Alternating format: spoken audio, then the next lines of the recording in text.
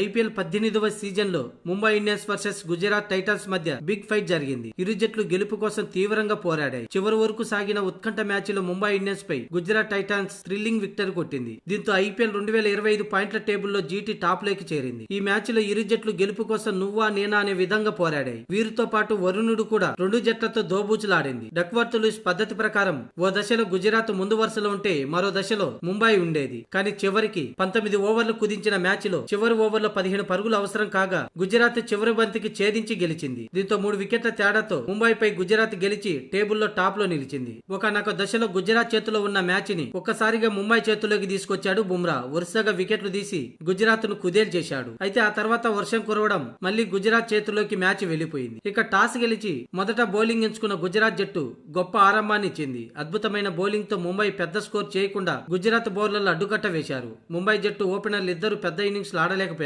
Rohit Sharma 7, Ryan Rickelton 2 పరుగులు మాత్రమే చేశారు. ఆ తర్వాత క్రీజులోకి వచ్చిన విల్ జాక్స్ మరోసారి గుజరాత్ పై మంచి ఇన్నింగ్స్ ఆడాడు. తన 53 పరుగుల ఇన్నింగ్స్ లో 5 ఫోర్లు 3 సిక్సర్లు బాదాడు. అలాగే సూర్యకుమార్ యాదవ్ 35 పరుగుల పర్వాలేదని ఇన్నింగ్స్ ఆడాడు. చివర్లో బోస్ 27 పరుగులతో ఆకట్టుకోవడంతో ముంబై ఇండియన్స్ 20 ఓవర్లలో 8 వికెట్లు కోల్పోయి 155 పరుగులు చేసింది. ఇక 156 పరుగుల టార్గెట్ తో బరిలోకి దిగిన గుజరాత్ టైటన్స్ కు మంచి ఆరంభం లభించలేదు. వరుసగా హాఫ్ సెంచరీల మోత మోగిస్తున్న సాయి సుదర్శన్ 5 పరుగులకి అవుట్ అయ్యాడు. ఆ తర్వాత క్రీజులోకి వచ్చిన జోస్ బట్లర్ శుభమన్ గిల్ తో కలిసి ఇన్నింగ్స్ ను ముందుకు తీసుకెళ్లారు. బట్లర్ 30 పరుగులు చేసి అవుట్ కాగా రూథర్ ఫోర్డ్స్ తో కలిసి శుభమన్ గిల్ ఇన్నింగ్స్ ను ముందుకు తీసుకెళ్లే క్రమంలో వర్షం పడడంతో మ్యాచ్ ని ఆపేశారు. అయితే వర్షం ఆగిన తర్వాత మ్యాచ్ మొదలైంది. కానీ జస్ప్రీత్ బుమ్రా వరుసగా వికెట్లను తీసి మళ్లీ ముంబైని గేమ్ లోకి తెచ్చాడు. దీంతో మ్యాచ్ 18 ఓవర్లు ముగిసే సమయానికి 6 వికెట్లు కోల్పోయి గుజరాత్ టైటన్స్ 132 పరుగులు చేసింది. అయితే ఆ సమయంలో మళ్లీ వర్షం పడడంతో మ్యాచ్ ని 19 ఓవర్లకు తగ్గించారు. దీంతో 147 పరుగుల టార్గెట్ ను గుజరాత్ అద్భుతంగా చివరి బంతికి విజయం సాధించింది. చివరి ఓవర్లో 15 పరుగులు అవసరం కాగా తెవాటే 4, కోయాటే 6 బాది గెలుపును ఖాయం చేశారు. కానీ చివరి బంతికి